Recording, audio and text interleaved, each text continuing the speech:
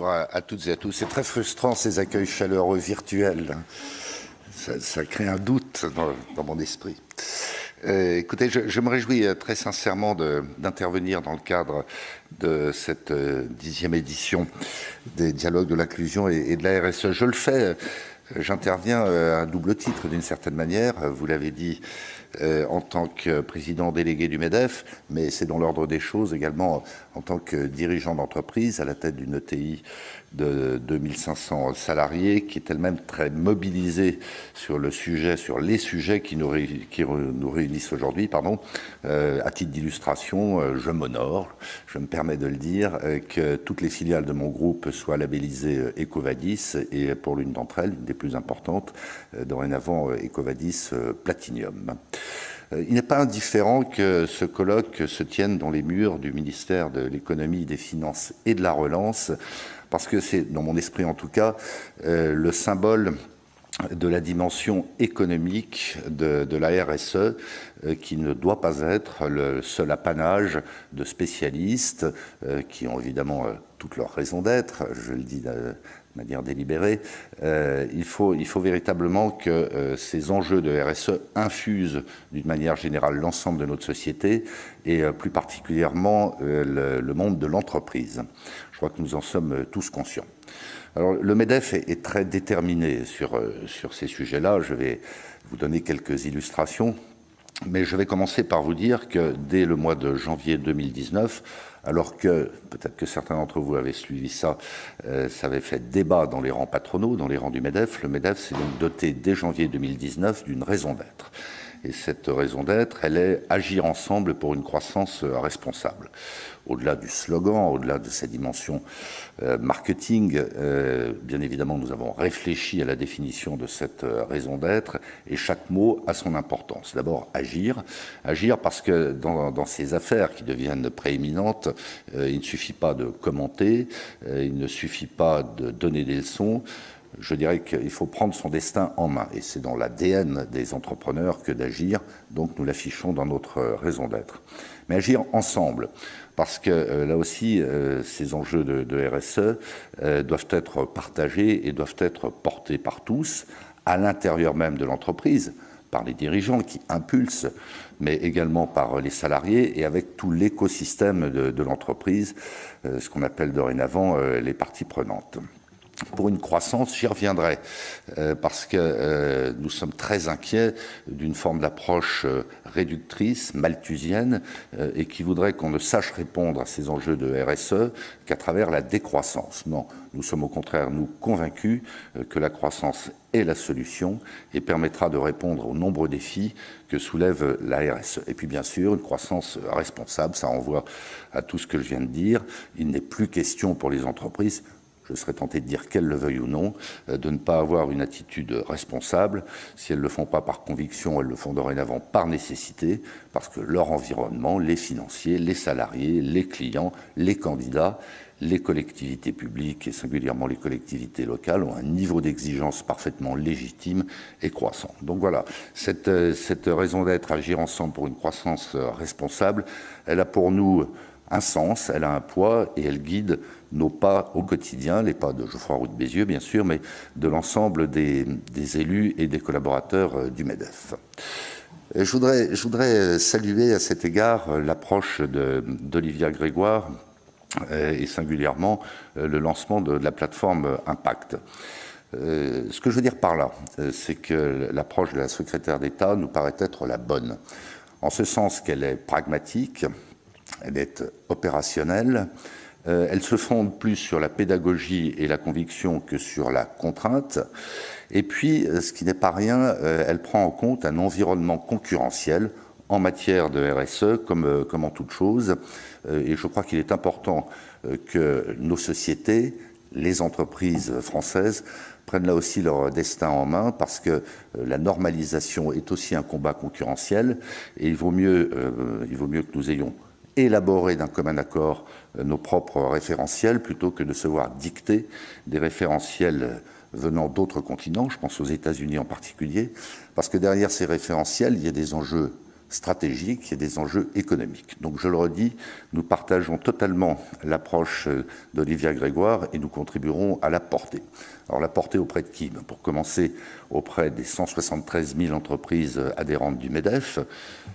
Immanquablement, si nous avons 173 000 adhérents, ça signifie que nous avons beaucoup de PME et de TPE, et on sait que c'est auprès de cette population, et Dieu sait si ça n'est pas péjoratif dans mon esprit, que la pédagogie de la RSE doit être menée plus encore qu'auprès des grandes entreprises qui, pour toutes sortes de raisons, se sont déjà appropriées, avec toujours des marges de progression, se sont déjà appropriées donc cette démarche et cette notion de RSE. Je vous disais vouloir essayer d'illustrer concrètement l'engagement du MEDEF autour de cette démarche. Je vais vous citer quelques exemples simplement.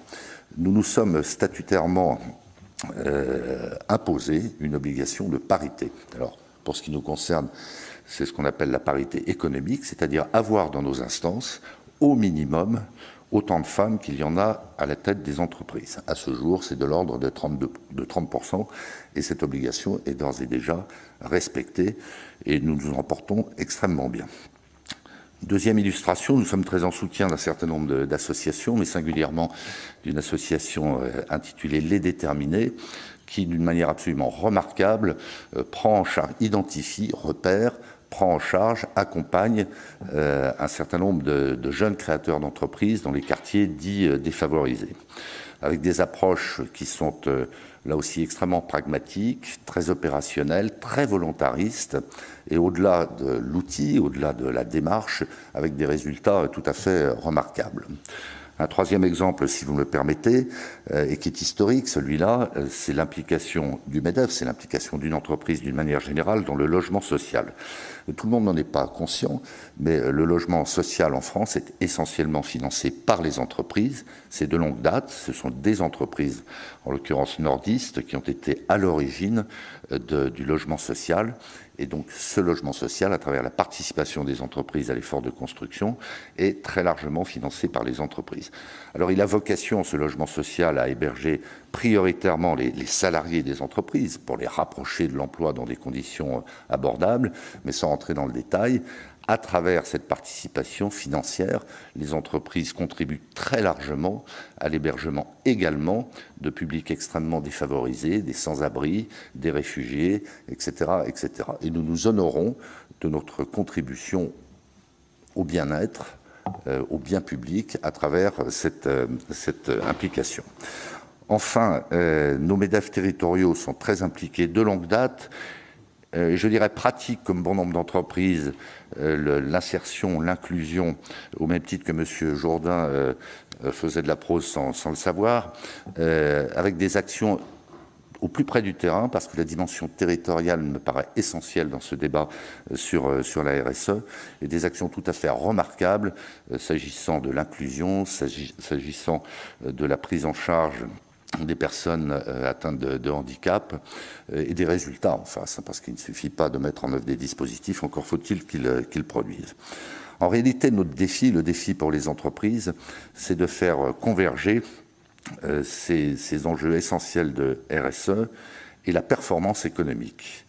Il n'est pas question pour nous que ce soit antinomique, il n'est pas question pour nous que ce soit antagoniste.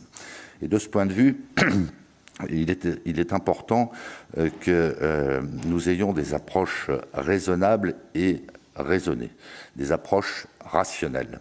Ce que je veux dire par là, c'est qu'il ne faut pas que la RSE devienne une espèce de doxa qui, je le disais tout à l'heure, évacue la performance économique, évacue la croissance elle-même, au seul motif que, oui, il faut prendre en charge un certain nombre d'enjeux et que les entreprises ont un rôle majeur, je serais tenté de dire un rôle prééminent en matière de prise en charge de ces enjeux RSE.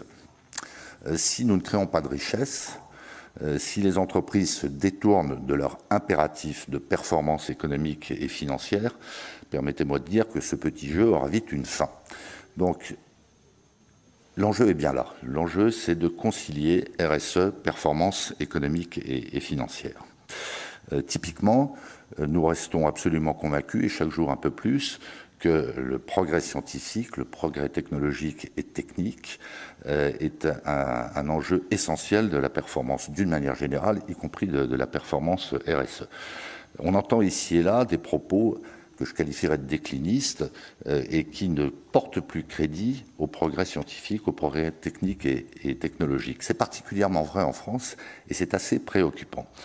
Car nous ne serions pas vaccinés, j'espère que la plupart d'entre vous sont vaccinés ou le seront très prochainement contre le Covid, si les laboratoires, qui se financent essentiellement à partir de deniers privés, mais aussi publics, n'avaient pas en un temps record découvert des solutions, différentes formes d'ailleurs de solutions, pour que nous nous vaccinions. Nous ne pourrons pas avancer, et ce sera un enjeu essentiel en matière de performance environnementale sur le développement de l'hydrogène vert, si nous ne croyons pas au progrès scientifique et technique, si nous ne consacrons pas des moyens, notamment financiers, au développement de cette filière d'avenir qu'est l'hydrogène. Donc il nous faut de la rationalité en même temps qu'il nous faut de l'ambition. Et puis l'autre enjeu, et c'est en cela que le MEDEF entend chaque jour un peu plus assumer ses responsabilités auprès de ses adhérents, c'est faire de la pédagogie, c'est faire de la promotion autour de ces enjeux et de ces notions essentielles de RSE. Ça n'est pas spontané pour toutes les entreprises, a fortiori dans la période de crise économique que nous traversons, de focaliser leur attention, y compris sur la RSE. Donc notre responsabilité, et nous nous employons à y faire face, notre responsabilité, c'est précisément d'expliquer que non seulement la RSE ne va pas à l'encontre de la performance économique et financière, mais qu'au contraire, elle contribue à la performance économique et financière. Au titre de cette pédagogie, ça a été évoqué par le précédent intervenant, il est important pour nous que les référentiels soient pertinents, qu'ils ne soient pas trop foisonnants, de sorte que chaque dirigeant d'entreprise, dirigeante ou dirigeant, sache identifier quels sont les labels, quels sont les référentiels pertinents. Et le fait est que, y compris dans le cadre de législation en cours d'examen, il y a une accumulation de référentiels, une accumulation de labels, qui pour le consommateur lui-même d'ailleurs, mais pour le chef d'entreprise à plus forte raison, sont un peu déroutants. Donc toutes les initiatives qui peuvent être prises pour, bien sûr, consolider ces labels, mais également pour élaguer, je dirais, dans ce foisonnement de référentiels, toutes les initiatives de simplification et de rationalisation, nous les accueillons avec beaucoup d'intérêt et d'ailleurs nous y contribuerons. Voilà, donc veillons, je m'adresse notamment aux législateurs, veillons sans se détourner des objectifs que nous partageons tous, s'agissant d'environnement, s'agissant d'inclusion, s'agissant d'ascenseur social, s'agissant de bien-être commun, veillons à ne pas égarer les bonnes volontés en multipliant des textes qui parfois se contredisent entre eux, se télescopent, s'accumulent. Prenons un exemple, vous avez la loi LOM, vous avez la loi AGEC, vous avez dorénavant la loi climat et résilience, qui à certains égards ne sont pas cohérentes entre elles et qui, dans certains cas, ne sont pas alignées sur des textes existants ou en préparation au niveau de l'Union européenne. Mon propos n'est pas critique, c'est simplement de dire que dans le cadre de cette pédagogie nécessaire, de cette pédagogie indispensable, et c'est une règle d'or en matière de pédagogie, que les messages soient simples, qu'ils soient clairs, qu'ils soient intelligibles et qu'ils soient cohérents. Mais quoi qu'il en soit, je vous redis combien nous sommes non seulement en soutien, mais totalement partie prenante dans les belles avancées autour de la RSE, autour de l'inclusion. Nous le sommes par conviction, nous le sommes, je le dis, par intérêt, convaincus que ce sera une condition essentielle de la prospérité de notre pays et de la performance et de la réussite de ses entreprises. Je vous remercie.